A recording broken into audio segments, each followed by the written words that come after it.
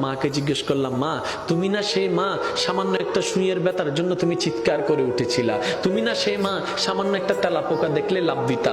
তুমি না সেই মা টিকটিকি দেখলে এই দিক থেকে ওদিকে দৌড় দিতা?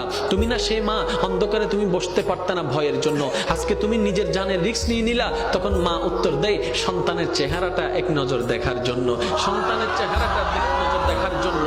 এবার ডাক্তার যখন এমন পরিস্থিতিতে চলে গেল, মা হয়তো মা বাঁচবে না হয় সন্তান বাঁচবে, এমন একটা ক্রিটিক্যাল পরিস্থিতির মধ্যে যখন চলে গেল, ডাক্তার এবার আসলো অভিভাবকদের কাছে, আপনারা বন সাইন দেন, আমরা অপারেশন থিয়েটারে ঢুকাবো, এখন আপনারাই সিদ্ধান্ত নেন কাকে বাঁচাবো, মাকে বাঁচাবো নাকি সন্তানকে বাঁচাবো? একে জিজ্ঞেস করে, এ বলে যে মাকে বাঁচাও, ও বলে যে মাকে বাঁচাও, ও বলে যে মাকে বাঁচাও, ও বলে যে মাকে বাঁচাও। কারণ সবার মাথার চিন্তা, মা যদি বেঁচে থাকে সন্তান আবার আসবে, মা যদি বেঁচে থাকে সন্তান আবার আসবে। সবার একটি কথা, মাকে বাঁচাও, মাকে বাঁচাও, মাকে বাঁচাও। এবার ডাক্তার কৌতূহল বশত মাকে একবার জিজ্ঞেস করলো, সবাই বলছে মাকে বাঁচাতে, একটু আপনি বলেন না আমরা এই দুইজনের ভিতর কাকে বাঁচাবো, আপনাকে বাঁচাবো নাকি সন্তানকে বাঁচাবো? তখন মা, একমাত্র মা, সে উত্তর দেয়, একমাত্র মা তখন চিৎকার করে বলে, ডাক্তার আমার সন্তানকে বাঁচান, আমার সন্তানকে বাঁচান, আমার সন্তানকে বাঁচান। ডাক্তার অবাক হয়ে তাকায় রইল, সবাই বলছে আপনার কথা, আপনি বেঁচে থাকলে তো সন্তান আরেকটা আসবে,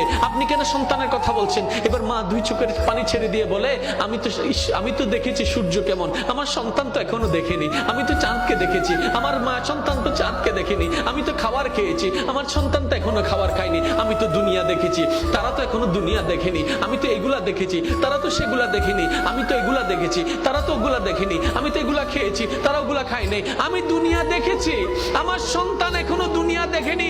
ডাক্তার আমার দুনিয়া দেখার দরকার নাই, আমার সন্তানকে দুনিয়া দেখার ব্যবস্থা করে দেন, আমার সন্তানকে দুনিয়া দেখার ব্যবস্থা করে দেন।